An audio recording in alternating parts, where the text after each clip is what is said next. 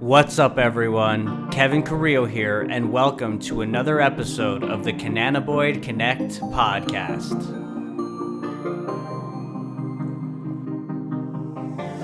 My guest today is Elyse Gordon, owner of Better Baked LLC and co-owner of Nature's Essential Wellness.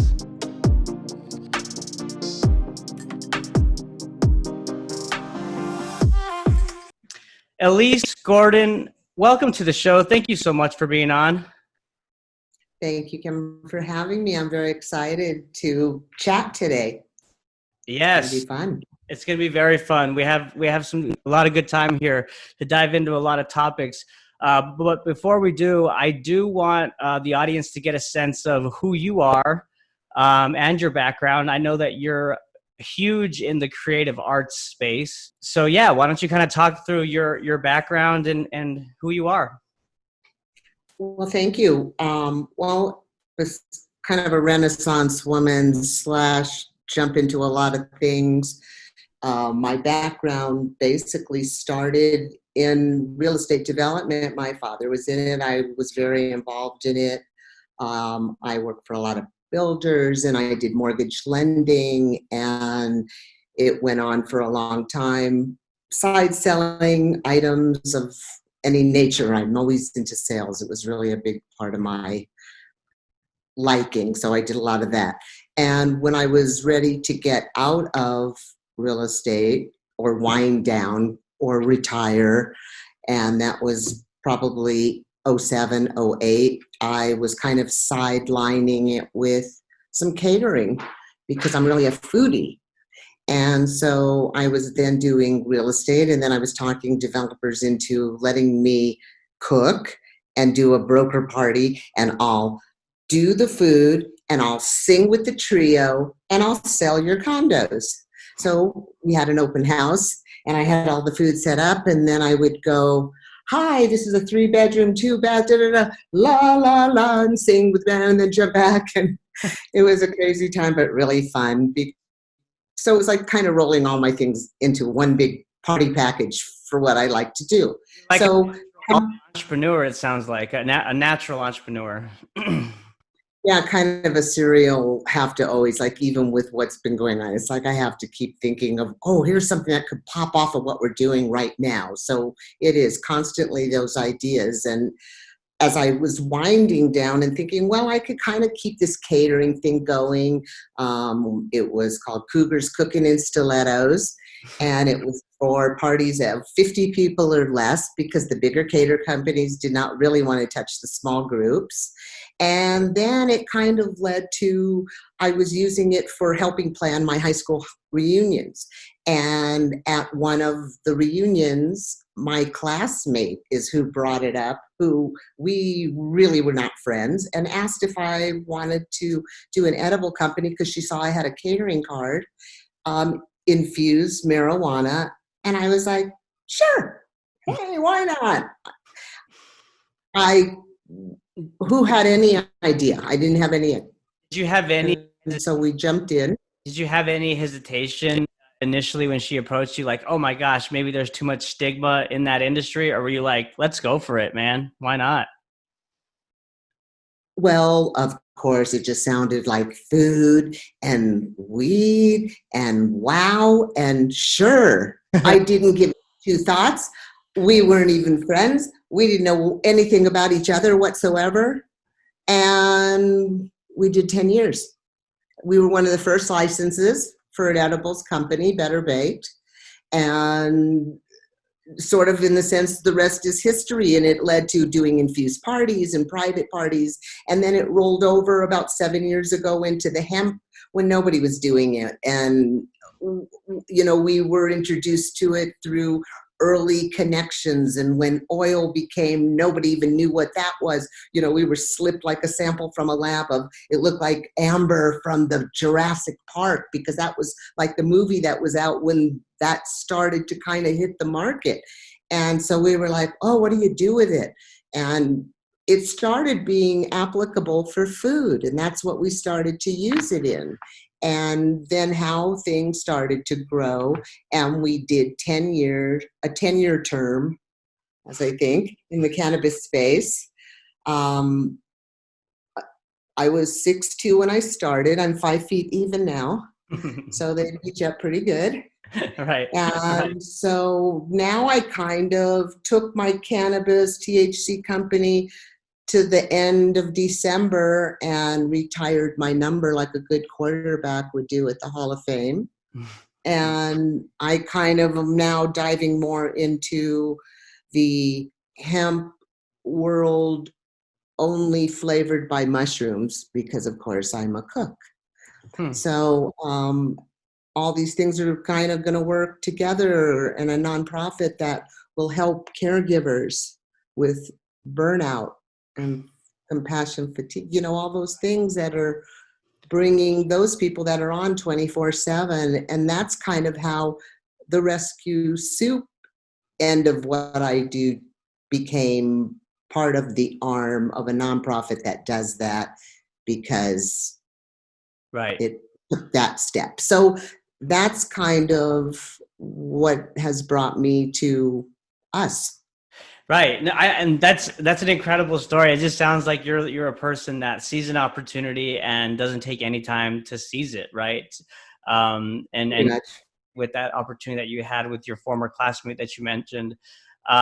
Before we jump into the soup initiative, Better Soup, that I really want to talk about that, because I know that you were featured in the local news helping coronavirus victims during the pandemic, and that's an excellent story. But let's first talk, about edibles in general. So when you first started, you said 10-year term. What have you seen the methodology of making food or baked goods with cannabis or CBD? Has that changed? Has that evolved when you first started as till now? And how so? If Yes, totally. In fact, it has evolved enough to write the book of the funny stories that it has all created, of how we all started, how nobody knew anything, how you sort of were your own R&D, which could be very not good, depending on your tolerance level. We didn't have any lab testing. We didn't have any attorneys who knew anything. We didn't have accountants that really knew anything. So we were all forming at the same time, even to the point of who got in trouble first so it could set a case or a precedence of some nature. So we started off with butter, the thing everybody does, and how to, and when we first, and we were also into very savory. We didn't want to do a whole bunch of sweet treats. Everything when it started was, like a Rice Krispie treat that was like the size of a dinner plate, and everything was really big and really sweet, and it wasn't. So we started off with breads that we made, and we did night bite candies, and we did granola. We kind of did it more like that. I mean, all the way through to sauces, hot sauce, barbecue sauce, things like that. So we started with the butter. And again, the pricing, depending on, trim was really inexpensive, and the growers wanted to move it. At that point, it was only medical when we started. So it was, use 70%, you could sell off 30%. And so we would buy trim at $150 a pound, whatever. And we were using that, making the butter, and guessing. And I don't know, it seems like 50 milligrams when it was like 150. You're just kind of it. Yeah. And when you talk about canna butter, for those that don't understand what that is, basically that's the process of you using butter and then the actual leaf of the THC or CBD bud, and just kind of infusing that within the butter. Is that right? Or like slowly cooking it down through, just like crock pot, through that method of water, butter, just regular butter, whatever butter you'd like to use, and yes, material. So let's just say you took a whole ounce of marijuana and you poured it all in there, or whatever your measurements are, and you just cooked it out, and then you would strain it through cheesecloth in a container, and what was left would be your butter. But that was all great and fine, but I didn't have any idea what was the value of the weed, levels of THC or CBD or at that point, CBD wasn't even a discussion. Nobody even knew what a CBD, they all think it's M&Ms now, but then they didn't even, it wasn't a code. So THC, that's all it was, but nobody was testing. So everyone was, mine are 900, mine are 1,000. And, medical's not controlled still on the milligram. So everyone was like fighting for the highest mark. And we were falling our goal was the 250 for medical, whatever. As things changed, because trim, they took away from the people who were doing edibles, because now the growers and the dispensary wanted to feed the oil makers, so they wanted to feed the extractors. So now we were grappling for trim. So now all of a sudden we realized, well, you know what? Let's go to this oil. Mm-hmm. Now they've started to test that. It's telling us the percentage. We're already ahead of the game.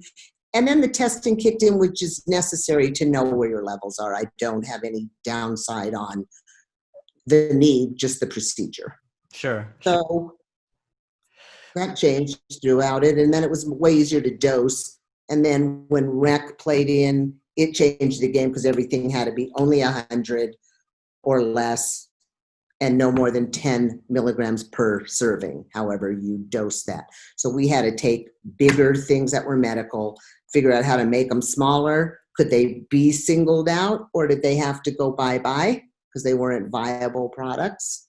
Too much labor involved, which is you don't make it up.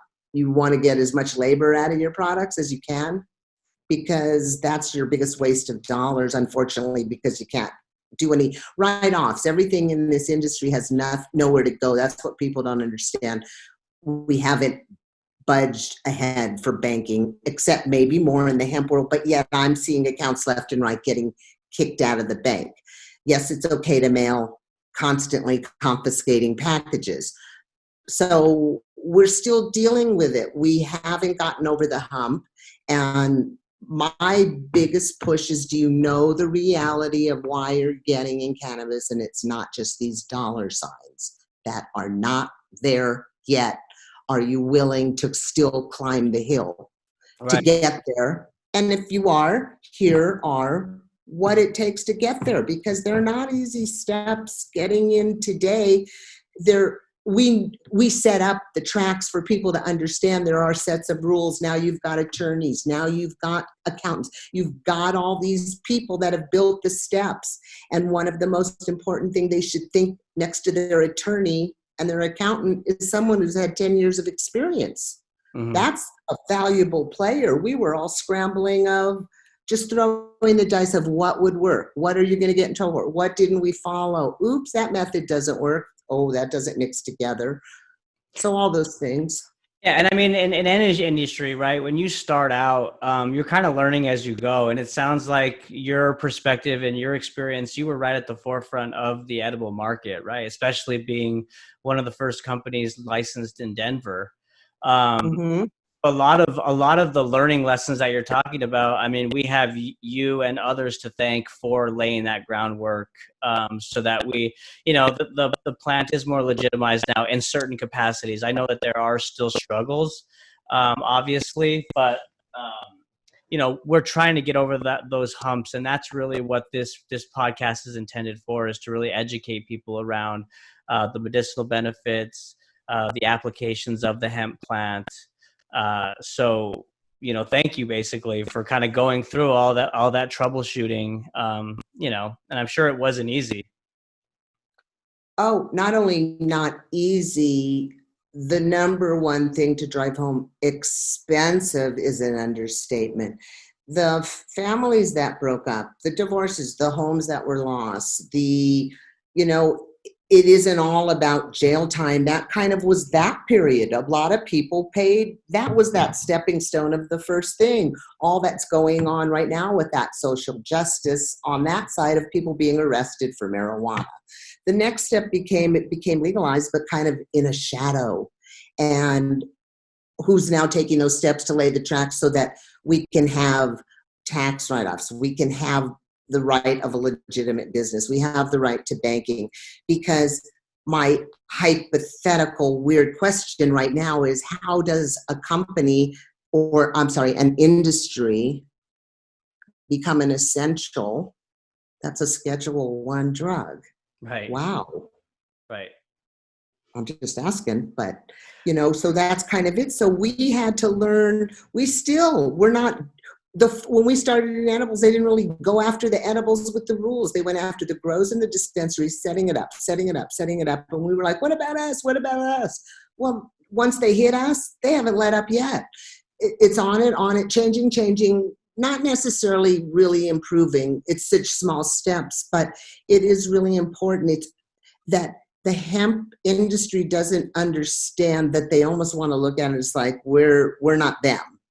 But the real reality is, because hemp was open to the entire world, no rules, just kind of your FDA, what you can't do things, you were going to have rules. And now those people will have to step up and play by, are you still going to be able to do the musical chairs where they made a new rule and you get the chair? Or did you miss the chair because now it's too expensive? Or they made you put more things on your labels? Or now here's a guideline. Now there's more testing. Now because of what happened, it's metals, it's pesticides, it's this, it's that. It's expensive. That's the one thing I have to strike home right now. It is expensive to be in this space because it's like navigating a mountain road. It changes really fast. It's still evolving. Hemp is the tip of the iceberg of where they are, because there can't be as many players having companies and doing all this, because the rope will tighten down of, can you still have a team? And again, it's not to discourage people. It's just the reality. Know that there's rules. So here, I'll hand you the manual of, here's what you have to do. Now, do you have the investors that are also solid, that aren't going to take advantage of you? And that's a whole nother podcast. Each grouping of what you have to do is like a separate conversation, because they're not easy steps in this space. And players are leveraged. Even ones that make money are very leveraged. Yeah, what I'm perplexed about from a governmental standpoint is just the basic misunderstanding of like hemp and cannabis. Hemp is cannabis, right? They're the same plant. Hemp, the difference between the two is that hemp has 0.3 or less THC in it. That's really it. And that's why, to your point, the hemp bill was passed. Farmers can now grow hemp on a mass scale. But I would think that there would be this cooperation, this relationship between the recreational THC market and the hemp market at some point, right? I know from a federal standpoint, they see that differently, but from an industry standpoint, it seems like everyone would kind of want to work together and help each other move forward, because we're all after the same goal at the end of the day. Well, that's funny you would say that, because that's sort of when you talk about even political parties, why they never see that, why they can't blend, because at the end of the day, supposedly we all want the same thing. And when you talk about, there's a lot of things that don't make sense when you talk about the plant on the whole.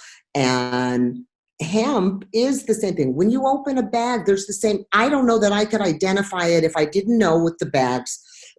There isn't. The divide to me is, there's a head high or there isn't a head high. That is your THC. What it activates is that particular, because truly there's 112 other cannabinoids that we have just barely scratched on.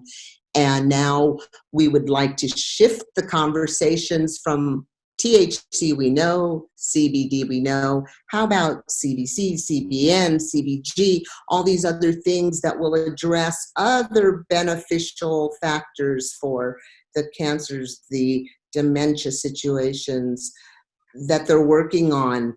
And a plant is being held hostage in every respect on so many ridiculous levels. It's mind-boggling.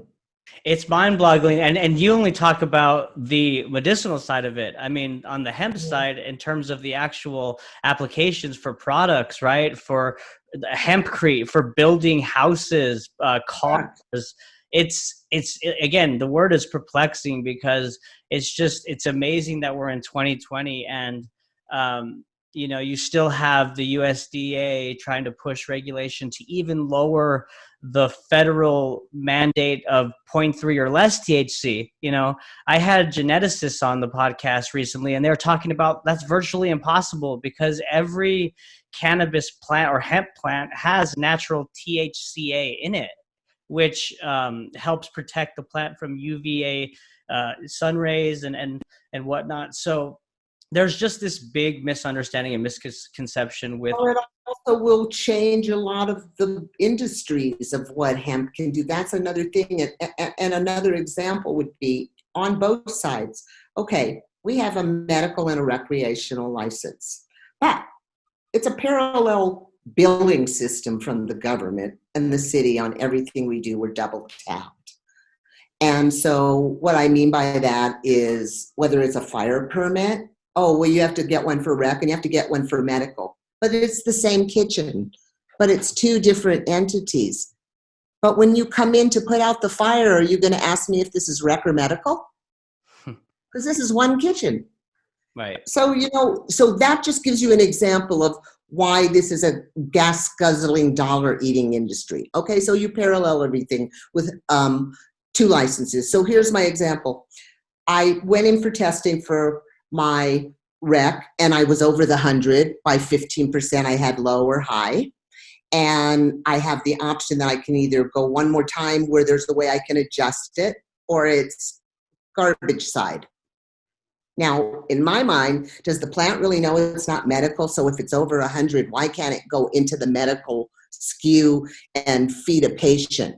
And that's always been a real big bug with me about the plant has no idea it's medical or rec.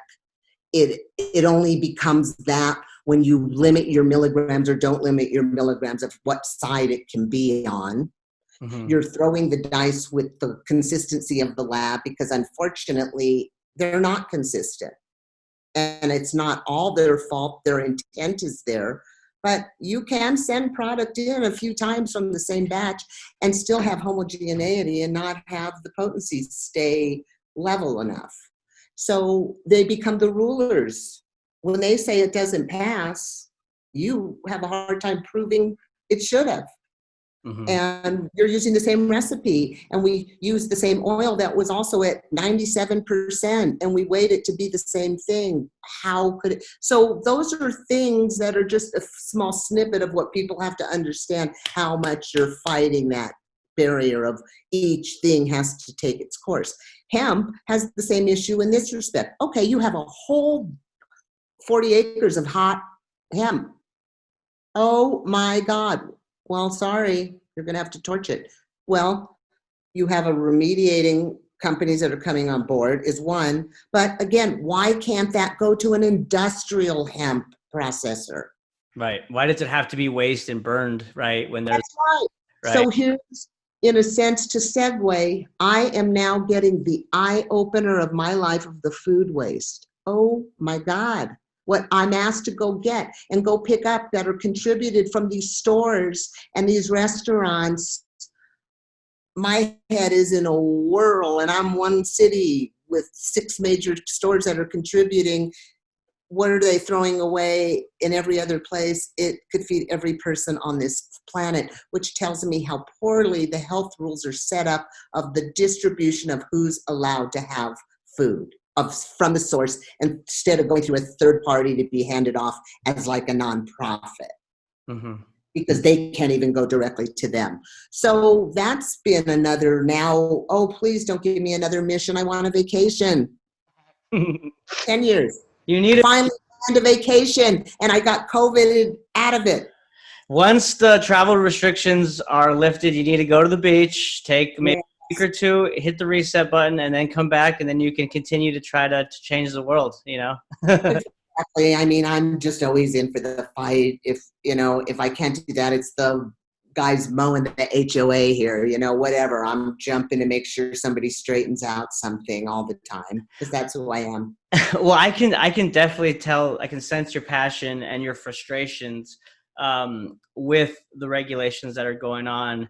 But it surprises me in a way, or I'm just because Denver, you're located in Denver, Colorado, which comparatively to other states in the United States, it's a pretty progressive state when it comes to Mhm.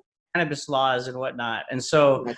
um, I mean, in Texas, I just read an article on Fort Worth Weekly that the Texas Department of Health and Safety is considering or suggesting that they ban smokable hemp completely.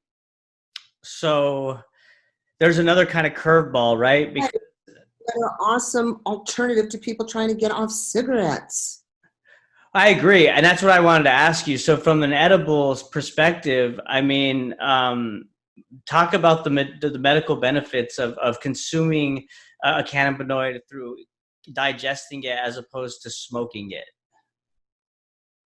Well, it obviously goes into your system quicker to, taking that in, as far as you feel the effects of smoke, but the edible will last longer overall. It'll take a little longer to come on. Always suggesting slow if you haven't done them, because there's no way to almost dose. What I found, what's interesting is dosing hemp full extraction, CBD isolate products, whatever you are, and people will say, how much should I take? And there's like a double misnomer about it, because we've kind of been conditioned that when you pick up an ibuprofen or a Tylenol, it says 220 milligrams, take 2 tablets every 4 hours. So 220, so that's, whatever, you take those 2 tablets. When people look at CBD products, they see 300, 750, 1500 milligrams on the package.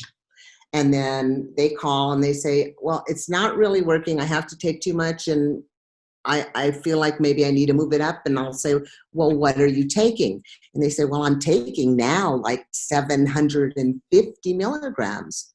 And I'm like, so you're taking the whole bottle? Why do they do it that way? That's so confusing to me. I've always It's thought the same. extremely confusing. It needs to be addressed. And again, when they have rules, it'll get addressed. But it is a misnomer. People don't get it. Yeah, I've done the same thing. I'm like, I look at the bottle and it says this high milligram percentage, and I'm thinking to myself, when I have one, edible, I'm thinking I'm going to get that, but no, it's actually the total milligram in the bottle. So you have to literally do the math yourself to decipher what one. Well, a good guy will have on there that says 1 mil, which probably is the dropper, is equal to 50 mil or 30 milligrams, because there's 30 servings in the bottle, and it was a 300 milligram bottle.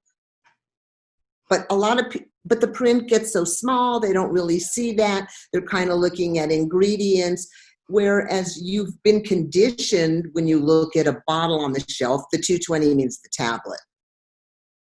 Right. So that is just like an adjustment, because people don't. I educate. I go to seniors retirement centers. I do a thing called Tea Talks, and it's the ABCs of CBDs. And I explain to them the difference between marijuana and CBDs, and I bring infused hemp tea, and I let them all pick out their own China eclectic cups that are there of whatever appeals to them, bring a little coffee cake. We go through this whole PowerPoint, and then at the end they get to buy CBD products, and they love this, and it can travel around anywhere, and it's an education program for them to understand things like this, the definitions.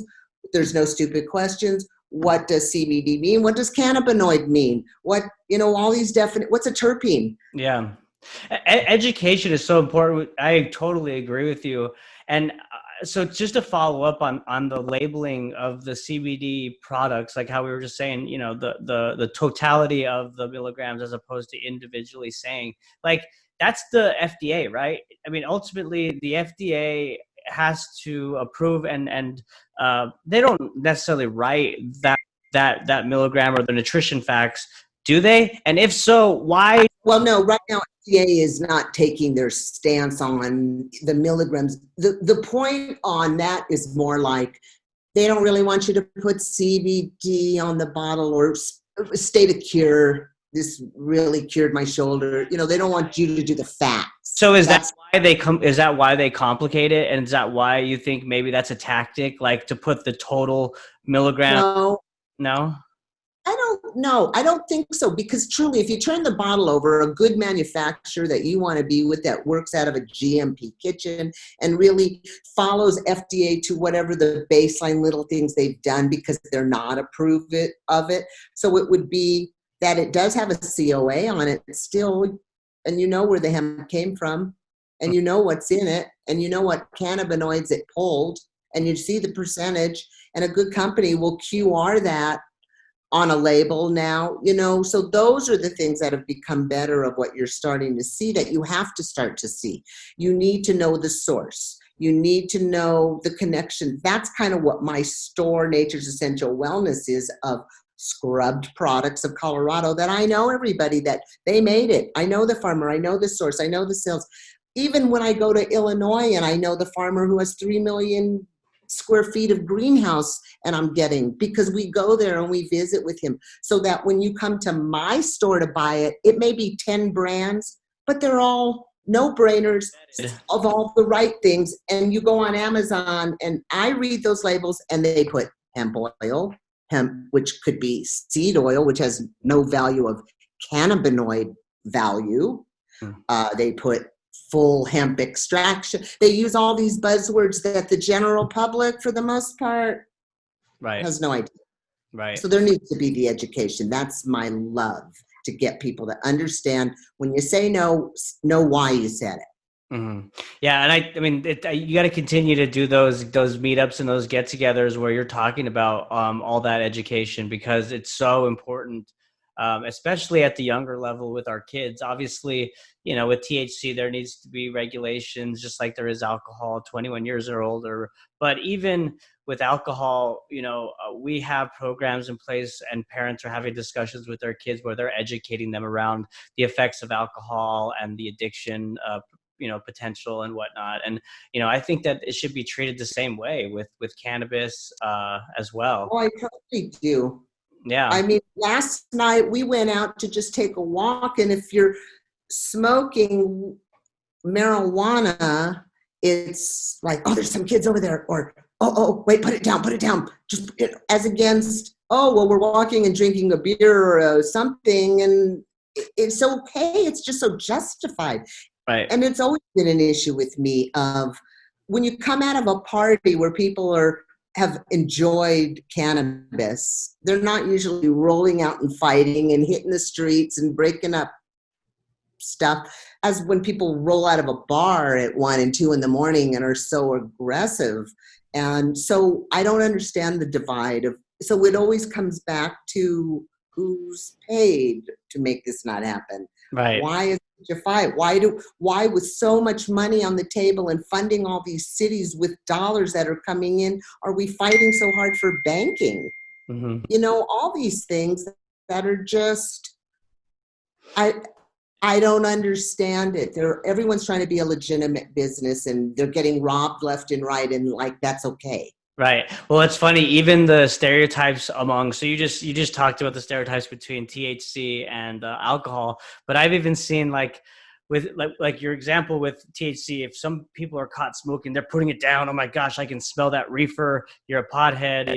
Hide it. But with CBD now, which is a different cannabinoid found in the cannabis plant, it seems like it's well more accepted, right? I mean, you got the older population that's using it for anti-inflammatory issues. You've got even professional athletes that are using it. So it just seems like there's just these stereotypes that are not aligning with one another because they're coming from the same source. That's the whole point of why this is so ridiculous. Like, hemp people kind of take like this step up, like we're one better because we're not with THC. And the reality is, I've had the biggest eye opener again of brokering hemp flower. And I'm holding a box of buds that are this big. Even more funny, I'm in a parking lot. That's been a deja vu in a long time, of somebody who needed to buy it. Not like that was illegal. It was just like convenient. to meet there. So it was funny. So when you open these bags, they smell the same. I mean, I don't know how anyone could say they don't if they have nice terpenes. That's what it's about, the smell. Could I tell which one was more hemp over THC marijuana? No. When you smoke it, you still, until you smoke it, wouldn't know.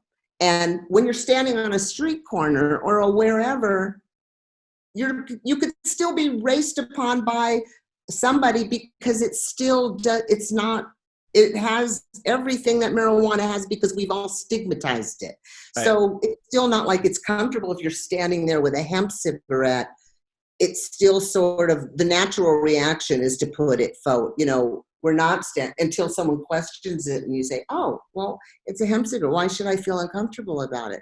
But then again, a guy's getting stopped in Nebraska with a truckload of hemp, going through a whole gyration to have to justify it and show all this paperwork because it's so similar. And how would a police officer know from when he lifted up the cargo bin and it definitely smells like it? Does he have all the papers on him? His COE, his analysis, all the things.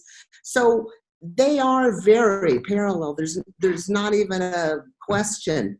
There are so many things the plant does when you take it now to that industrial level and what it can make, cars and chairs and houses. And why would you turn your head on this? Well, I'm sure it doesn't make lumber companies happy or this kind of company happy. So you've got big corporations that maybe lobby to not see it come about any more than better fuel for cars. So hemp, even though it got more of a plus legally, people are still getting thrown out of the banks. They're actually even saying, I accept you, and then they're throwing them out.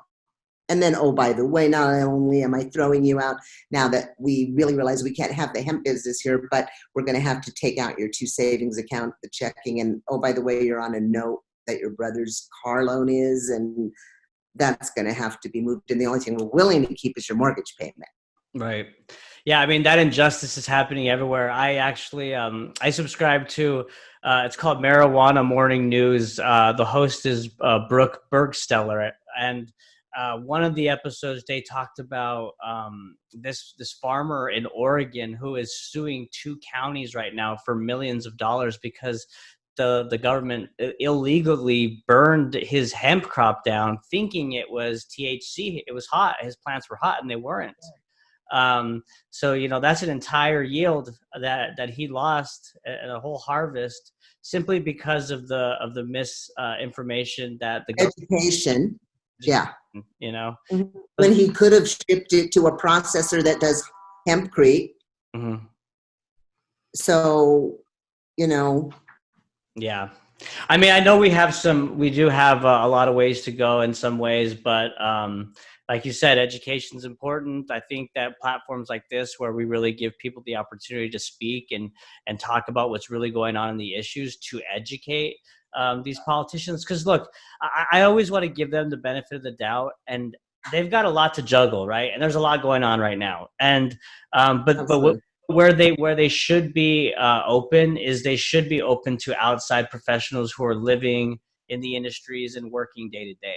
You know, and those viewpoints, that data, those peer reviews studies should be considered instead of dismissed, because the stigma around, like I've said it before, the stigma around the cannabis plant has been happening for far too long. We have to evolve and grow because there is so much opportunity with the plant. Yeah, and the banking has been going on since day one, and I have to say, quite honestly, I know everyone wants to just think it's just around the corner, it's just around the corner, but it's been just around the corner. Hey, I sold for builders, and they were finishing projects and finishing them, and I'm the broker on site, and I'm going to starve to death till they finish them. And then I leave, and woo, all of a sudden that next broker comes in and they get it done, and finally that lasts 3 months, but you've been hanging out. It's the same thing. People need banking. We've needed banking since day one. They haven't opened up the doors for the marijuana banking whatsoever, 1 inch. Mm-hmm. Hemp, they sort of have, but they're barely tolerating it. One bank that's really openly doing it. I mean, I've been kicked out of 3 banks already, and it's ridiculous. I find myself to be a very professional working my entire life of how dare you tell me I have to act like a semi-criminal to create companies, or people have to do that to make companies to be able to bank, To help people. thrown out. And for with the objective to actually help people and better their lives, right? That's Absolutely. yeah. And then to have to go through having their employees put on the floor at gunpoint with, trying to take, knowingly that there's probably a good chance there's cash in these businesses because they know they don't have to, or finding out who runs businesses to where they live. I mean, it's not even publicly safe or humanly safe the way they run it. And it has to be addressed. We are such a money giver, I have to say, because it falls in their hands to utilize an unbelievable amount of tax money that comes in from it. And then all of a sudden it's like, where did it go? There's not accountability. It's all these things that are just so not bird dogged or somebody's watching. And that's frustrating because they take a lot of dough, more than my cookie dough.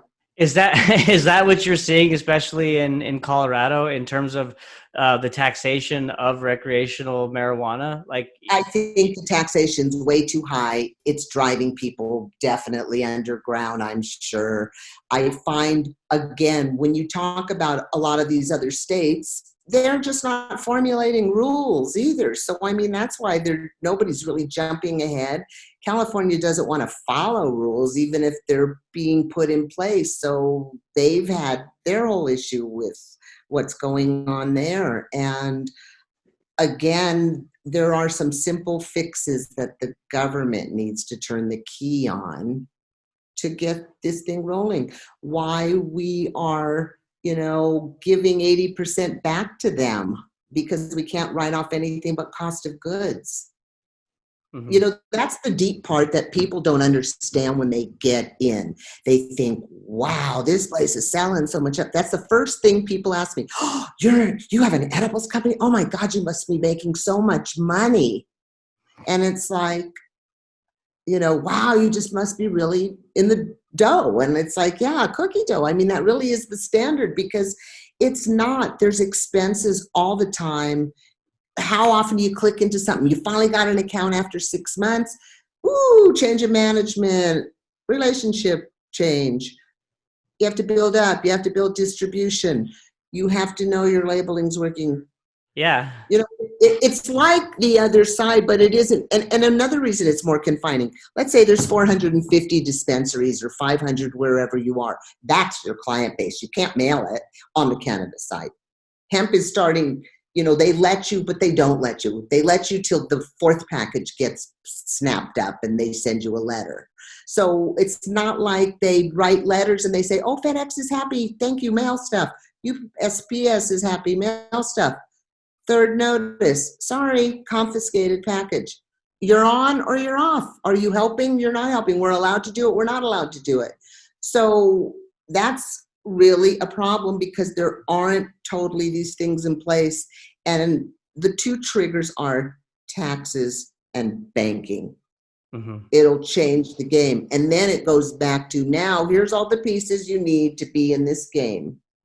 How do you make sure they're the right pieces in your jigsaw puzzle? Just because you got an investor doesn't mean he's the right guy. What's he looking for? All those questions they're really important because it does eat up a lot of cash. And if you know that I have to have this much, in other words, if an investor would give you, if you need $1 million and he only will give you 200 and you're all excited and you're living on that 200, it's basically like taking the boat to the middle of the water and then the oars fell in because you didn't understand that it takes $1 million to make things just open the door on the car. So, and how do you know that? Because there's rules, because there's labels, because there's testing, so if you go in understanding that if I have to do all this and I really want in, okay, maybe I don't want to touch the plant because maybe the picks and shovels will give me, all of a sudden, all those dominoes of rules kind of fall away. You're now kind of more of a regular business. So there's ways to play both sides of being in the industry without touching the plant. If you can't know that you're going to follow the seed to sale rules, which is the same as an automobile's VIN number. They know exactly where that vehicle's been from the second the last screw came off the assembly line and how it went in and everything till it goes to the junkyard. And that's the same thing they do with from the viable plant all the way through to the consumer, and whether it was returned or there was a pesticide call and so on and so forth. So the system is there, not working 100% or great, or, it needs work. But those are still things that will go into the hemp side because there's too many people in it that unfortunately are not good players, and they're not going to make good product, and they're not going to sell it on a non-greedy mode. And is that who you want to be involved in? Because they don't have rules. So you do have to have, and then it starts to weed away the people that just can't play. And, I won't go into specifics, but I'm not into the way they make some of these edibles on the full extraction hemp CBD side at all. Because I'm sorry, what? Talking about full spectrum versus isolate? Mm-hmm. Well, it doesn't even matter if they're using isolate or full spectrum, but everyone's on the gummy mode. Mm. And I'm really a stickler about how, what, and you're doing it. Right. And trip questions of immediate back off of, I don't want to hear I melted them down and bought them all at Costco and then built them back up. Right. We went through that. They're going through what we all went through. Oh, you spray them? Oh, you just inject them with a food turkey baster injector? In there with all kinds of companies on the THC side, and it's like, la, la, la, la, la. Don't want to deja vu it, but I can help you. Like you said, why reinvent the wheel? Right. Why reinvent the wheel? They are definitely duplicating us with more looseness, actually, because they don't have the guidelines we had. Mm-hmm. We are of value to the hemp industry for information, and we should be crisscrossing. How do we work together? Well, I think people need to let their egos down and really just share information. I'm a sharer. I like to help people. To me, at this point is, I don't have the energy to be running a whole new business right now, but I certainly do have the energy to feed that person who's starting a new business and has the energy and wants to do it.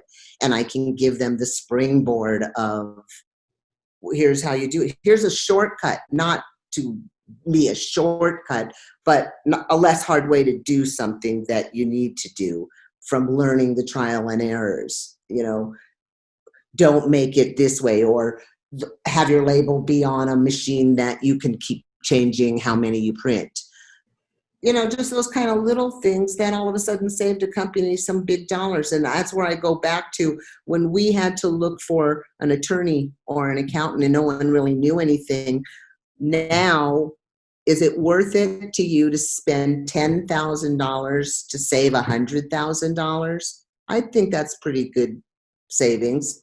So you put on an attorney and you need to have an accountant, and you have that biggest plus. Someone who's been in an industry for 10 years, whoever that is in whatever field you're trying to hone in on, because they've been in the trenches since this became legal. And maybe beyond for whoever those people are that have been in it as underground people. Mm-hmm. So we advise new people to really take advantage of connecting with both sides, because I have to laugh. I went to a hemp, it was like a luncheon thing where it was sponsored by a big lab organization. And it was about when they're just starting up the hemp in the last 2 years, 3 years of what the things are going through. And I made a statement about the metric system and the testing. I thought these people were going to grab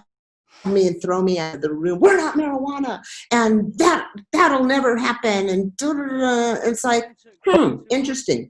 Go into detail there. What do you mean by that? What do you mean by the metrics and the measuring system? Oh, I'm sorry. Metric is the seed to sale program that they put in place that monitors. It's an online system that monitors and tags the plants from beginning to end.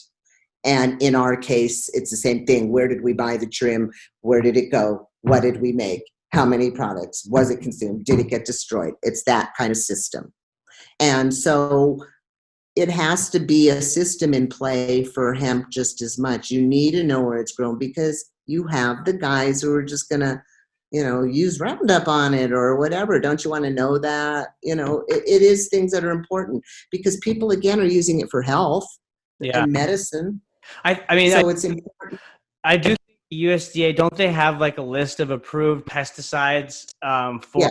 plants? So, I mean, that's kind of one step, at least hemp side, where they're getting a little better, would you say? Or Well, they're slowly improving. Yes, I think they're learning too. But again, is anyone holding their feet to the fire that's testing that they didn't use that pesticide? That's the point.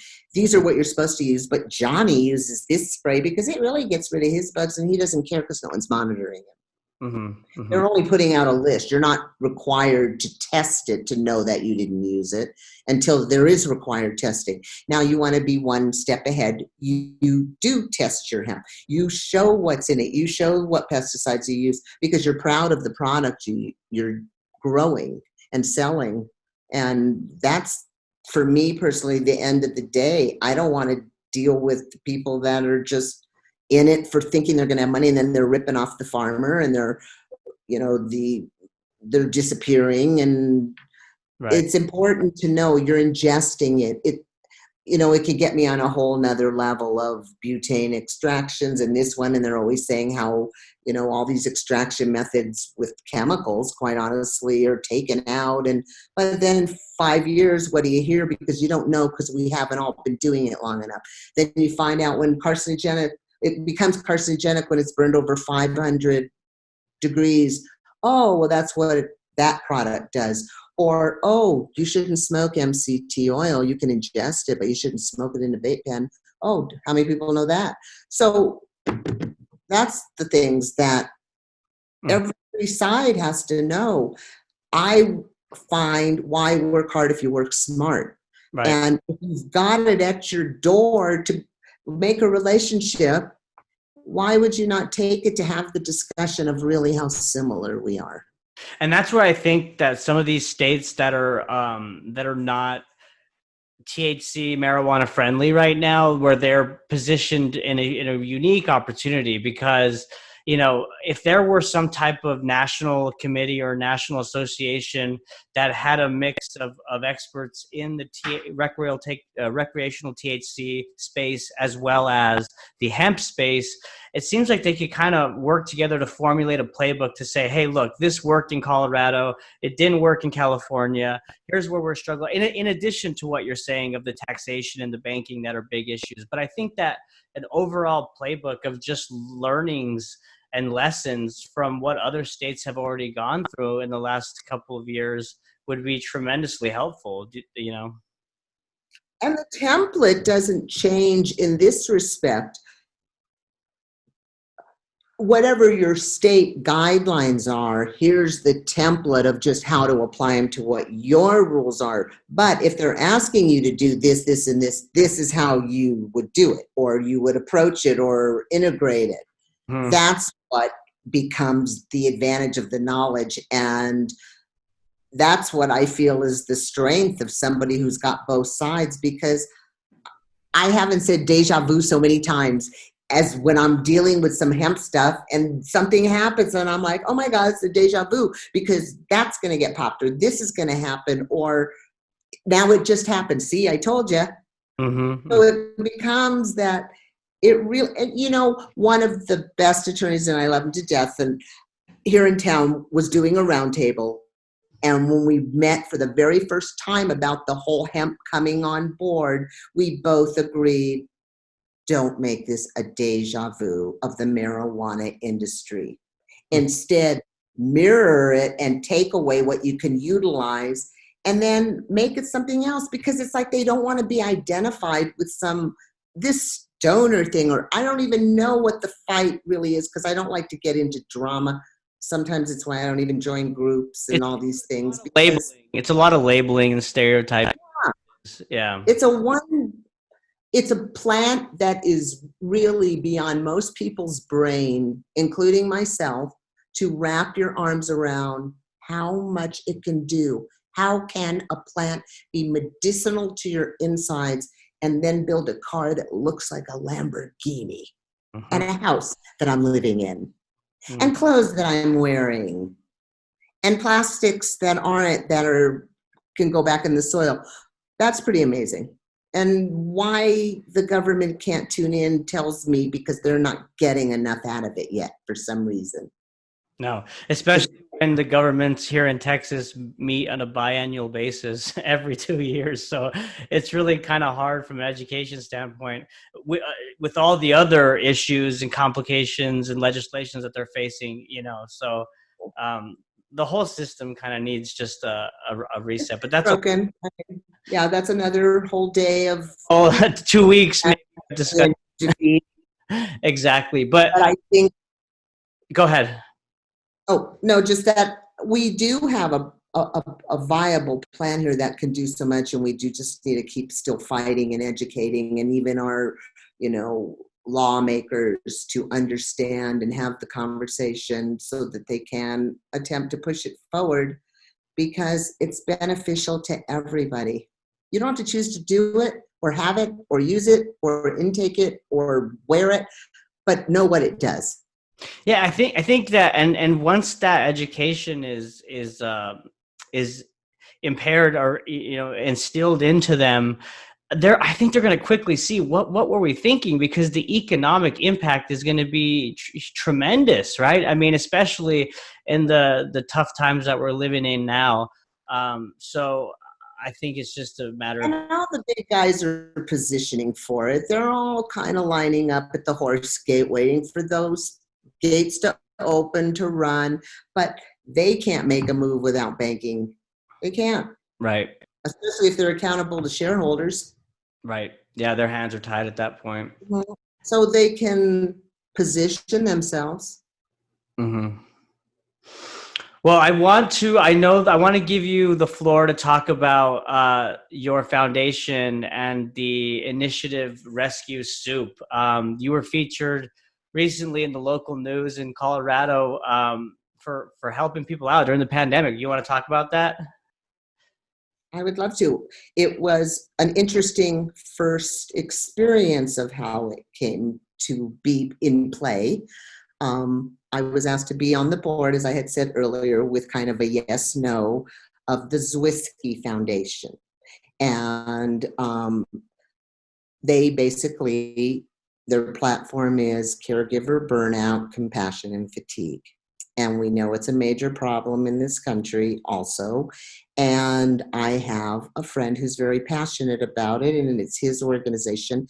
And he asked me to be on the board, and kind of a situation tripped up where he wasn't feeling well. He ended up at my house late at night, and I said, well, let me make you some soup. Like 2 a.m, and I'm making soup because that's what I do. I cook. And so I made him soup, and it was like, he says, oh, I feel so much better. And this is like rescue soup. And we said, hey, maybe there's something we can do as an arm of your nonprofit that would make it, because caregivers get burned out. The first thing that they take away from themselves is good eating habits. They're grabbing things. They're always on the rush. So they burn out. They're watching people 24/7. They don't get an outlet. And so we were talking through it, and how do we tie it together to be a helpful thing? And we started getting involved about talking with people, liking the idea. And then all of a sudden, COVID kind of dropped, and it was like, first attempt to see what this program could do. Mm-hmm. So we threw a website together very quickly of that part of it. And we happened to be interested in a farm that grows organic greens, and she sells to restaurants. Well, we know what a big hit that took. And we worked out something with her on all her leftover greens. I would take them and make them into soup or broth or something, and we would give it to families that were struggling, or however we were starting to pass this along. We happened to come across a couple of restaurants that all of a sudden that first week they had to unload stuff they couldn't keep that was, ready to go somewhere, expecting that night or the next day to be having customers they didn't have. We took that on. We saw something like Noodles saw it in next door. They wanted to contribute soups that they had that they can only keep for, again, this food rule thing that I had, stuff that really doesn't expire till July, but once they've done a certain something with it, they get 10 days and then it's in the garbage and it's a lot of product. Right. And so it started to then go, wow, the frontliners. So I called the hospitals and they would answer the phone like, such and such hospital, how can I help you? And it was like, no, how can I help you? I would like to make soups. I'd like to bring you some food for your staffing, your ICU units, not for people at the hospital. And some are, I don't want to say resistant, but they were more, it absolutely had to come from a commercial kitchen, which I am a commercial kitchen, but I wasn't, kind of, because I wasn't, doing that. But yet I was totally in a commercial mind of knowing labeling and making sure that anything I took them, there were ingredients and what they had to do. So that kind of, well, they really liked it. And I took on kind of hospitals near my house, and the news kind of caught wind of it. And they're also, within the interview, wanted to know if it would continue after COVID. Well, the irony was it wasn't even created because of it. Right. It was almost like that became the trial. And I mean, I'm still making soup. I'm still driving. I'm connected with another place here called Joy's Kitchen, who gives out food boxes like 6 days a week for 2.5 hours that they put together with a staff of volunteers, of, again, mind-boggling food that just makes my head spin when I go over there. 40 pounds of chicken, 1,000 eggs. These are all going in the trash, and you're going to tell me people are starving in America? Yeah, I don't know. I'm not an expert in food waste, but I have seen documentaries, and it is a huge problem. It is. And from my understanding, even the way food and dairy products are labeled for expiration dates within stores. That's what the big issue is. Yes, these use by dates. And it's not expired after 2 days. It's a recommendation, but it's not saying that the product is going to go bad. Isn't that right? And I have to laugh because we used to always have a thing growing up about the milk being spoiled. And my sister's the sniffer. And so she'd sniff it and give it her opinion and whatever. And my father was always, oh, when you drink it, you'll know if it's not good. And that's really the reality. When you crack open an egg, you know it wasn't edible. When you put something in the freezer too long, it tastes like the freezer. It's not going to necessarily kill you. So we've been brainwashed to these expiration and best by and use by and whatever the restaurants and the stores are told to do with what they have. I don't even know why they order so much if they have to throw out this much. And then that they don't have a chain of all these other places they could take this food that they're told they can't because they get somebody sick, and that person that gets sick is already eating out of a dumpster. Right. So that's not a chance of getting sick. But the roll I might have gotten, we're so happy. That's another problem in this country. So everyone's CYA for everything. So that's why we can't do it, because who's going to get sued if Joey, who took that package, got sick? So it is all a bad chain of links, right, that have to be kind of fixed. I think you're right. There's a lot that needs to be reformed and changed. I can't help but laugh when you talk about the taste testing of the milk and the eggs, because shout out to my best friend Luciano. Back in the day when I first moved to Dallas, I was living in a bachelor kind of place, bachelor pad, and one night he woke up early in the middle of the night to drink milk that I hadn't touched.